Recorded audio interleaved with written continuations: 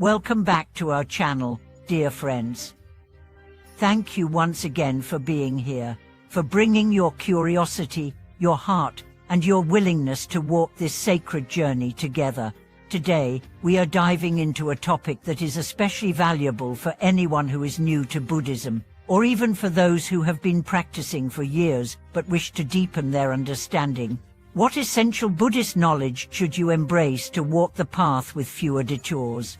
How can we navigate the sometimes complex and confusing world of spiritual practice with clarity and wisdom? If you have ever felt lost, overwhelmed, or unsure about where to begin or how to continue, this exploration is for you. Let us begin with the fundamental recognition. Buddhism is not just a religion, it is a way of living, a way of seeing, a way of being. It offers a complete path for transforming suffering into wisdom, confusion into clarity, and fear into love. However, because Buddhism is so vast, embracing countless schools, practices, texts, and philosophies, it is easy for beginners to feel overwhelmed. That is why today, we will return to the essentials, the core understandings that can support and nourish your journey, helping you avoid unnecessary detours and misunderstandings.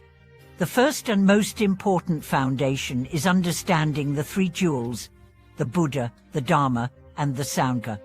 Taking refuge in the three jewels is not a mere ritual, it is a deep commitment to a life of awakening. The Buddha represents the awakened mind, the potential within each of us to realize our true nature. The Dharma is the teaching, the roadmap showing the way to that awakening.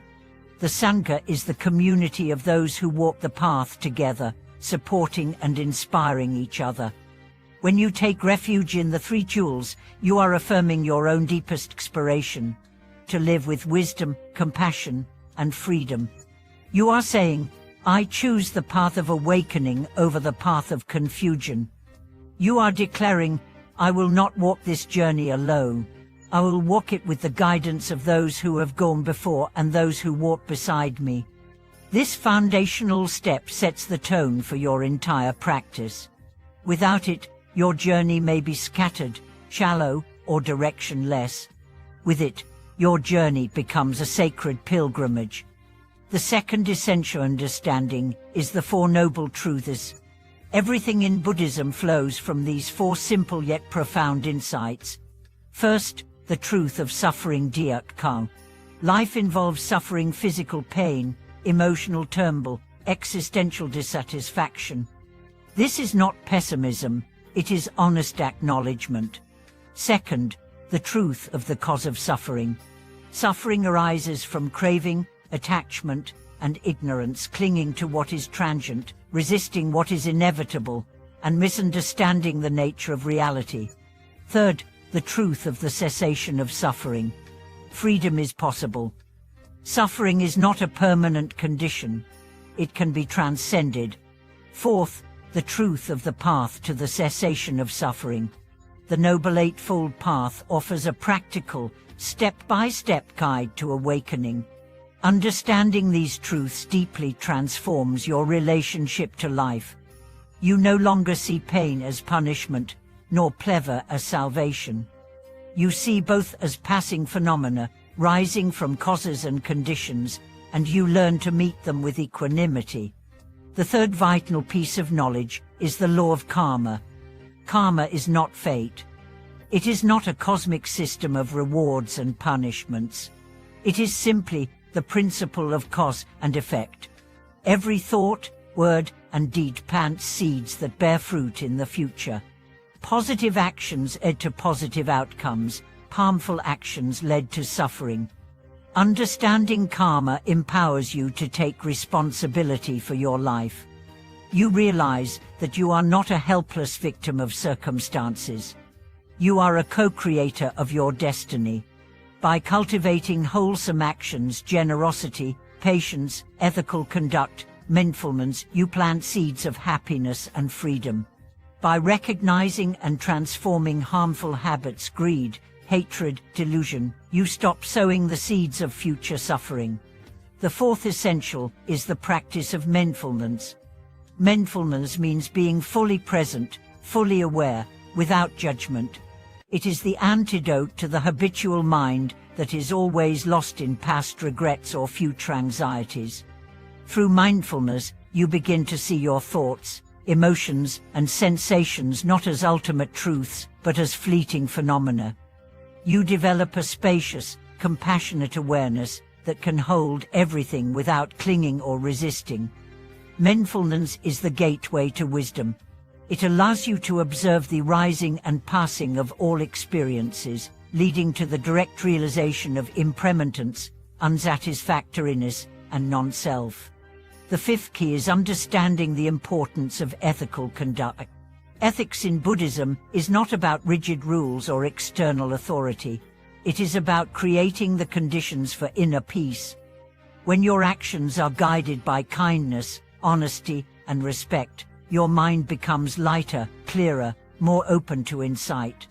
The basic ethical guidelines, such as refraining from killing, stealing, lying, sexual misconduct, and intoxicants, are not commandments but invitations to live harmoniously with yourself and others. When you live ethically, you are no longer at war with your own conscience. You create an inner environment where awakening can naturally blossom. And now, having laid these foundations, let us turn to some common pitfalls that beginners may encounter and how to avoid them. First, the pitfall of spiritual materialism. This happens when we turn spiritual practice into another form of ego gratification, seeking status, validation, or special experiences. The antidote is humility. Remember that the goal is not to become a spiritual person, but to dissolve the illusion of separation altogether. Second, the pitfall of attachment to concepts. It is easy to become attached to ideas about Buddhism, to cling to teachings like possessions. The antidote is direct experience. Use teachings as guides, not cages. Let them point you to the living reality beyond words. Third, the pitfall of impatience. Awakening is not a quick fix. It is a lifelong journey. The antidote is perseverance. Trust the process. Plant seeds with love and patience. Water them with practice. Harvest the fruits in their own season. Fourth, the pitfall of isolation. Some people try to walk the path alone, without guidance or community. The antidote is connection. Find a Sangha, a teacher, or even a spiritual friend. Walk together. Support each other. Learn from each other's joys and struggles. Fifth, the pitfall of self-judgment. We may harshly criticize ourselves for not being good enough practitioners. The antidote is compassion. Be gentle with yourself. Awakening is not about perfection. It is about presence. Every step, every stumble, every breath is part of the path. Finally, let us remember that Buddhism is not about becoming something extraordinary. It is about returning to what is most simple, most real, most true. It is about uncovering the radiant goodness that has always been within you. It is about seeing clearly, loving deeply, living fully. The Buddha's final words to his disciples were, "Be a lamp unto yourselves." This is the essence of the path. Do not rely blindly on others. Do not seek salvation outside yourself. Turn inward. Illuminate your own mind. Discover the treasure within. And then, live that discovery. Share it freely. Radiate it into the world. Thank you, dear friends, for joining me today in this journey into the essential Buddhist knowledge for beginners.